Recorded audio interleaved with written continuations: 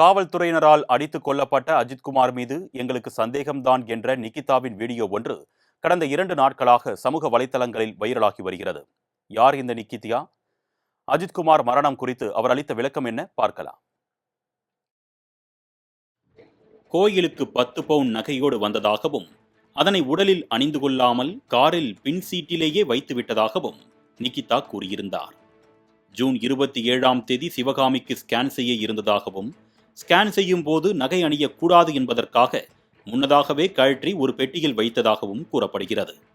மேலும் நகைகள் இருந்தது தெரிந்தும் அந்த காரின் சாவியை முன்பின் தெரியாத ஒருவரிடம் கொடுத்து காரை பத்திரமாக பார்க்கிங் செய்ய சொன்னதாக அஜித்குமார் கொலை வழக்கில் குறிப்பிடப்பட்டிருந்தது.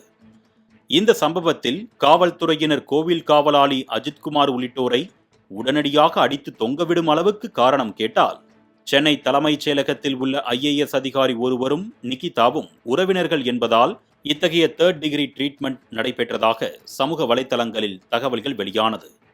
ஆனால் காவல்துறை, சட்டத்துறை இவற்றோடு மனிதாபிமானத்தையும் இருட்டறையில் பூட்டி நீதியை கொல்லும் அளவுக்கு தற்பொழுது வெளியாகியிருக்கிறது நிகிதா குறித்த மற்றொரு முக்கியமான தகவல்.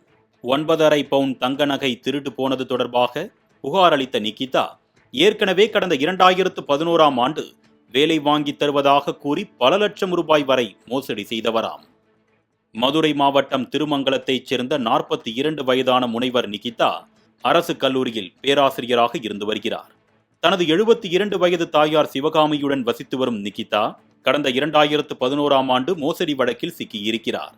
2011ஆம் ஆண்டில் துணை முதலமைச்சராக இருந்த MK ஸ்டாலினுக்கு தனி உதவியாளராக இருந்தவர் தனக்கு மிகவும் பழக்கமானவர் என்று ஊரில் சொல்லிக் கொண்ட இவர் ராஜாங்கம் என்பவரிடம் அரசு வேலை வாங்கி தருவதாக 16 லட்சம் ரூபாய் மோசடி செய்திருக்கிறார். இதுகுறித்து ராஜாங்கம் அளித்த புகாரின் பேரில் நிகிதா, அவரது தாயார் சிவகாமி, தந்தை பகத்சிங் உள்பட 6 பேர் மீது வழக்கு பதிவு செய்யப்பட்டது.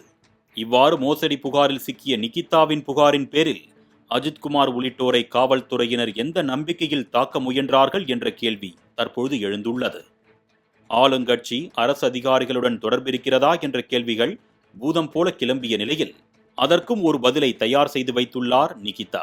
அதாவது, கடந்த 2 ஆண்டுகளுக்கு முன்பு திருப்பரங்குன்றம் திமுக ஒன்றிய செயலாளர் பெரியசாமியின் மகன் மூவேந்திரன் என்பவர் தன்னிடம் 2 லட்சம் ரூபாய் வரை ஏமாற்றியதாக புகார் அளித்தாராம். முதலமைச்சரின் தனிப்பிரிவு, துணை முதலமைச்சரின் தனிப்பிரிவுக்கு இது குறித்து 3 முறை புகார் அளித்தும் நடவடிக்கையே எடுக்கப்படவில்லை. என் புகாருக்கே தீர்வு காணாத நிலையில் தனக்கும் அரசு அதிகாரிக்கும் பழக்கம் என்பது நம்பும்படியாகவா இருக்கிறது என்று கேள்வி எழுப்பியதாக தெரிகிறது. மேலும் கோவிலுக்கு சென்ற போது காவலாளி அஜித்குமார் வீல் சேர் கேட்டதற்கு 500 ரூபாய் லஞ்சம் கேட்டது உண்மைதான். அப்பொழுது 50 ரூபாய் கொடுத்ததற்கு அஜித் மறுக்க, பின்னர் 100 ரூபாய் கொடுத்து சமாதானம் செய்ததாக குறிப்பிட்டார். மற்றபடி அஜித்குமாருக்கும் எங்களுக்கும் எந்த பிரச்சனையும் இல்லை என்றும் கூறியிருக்கிறார்.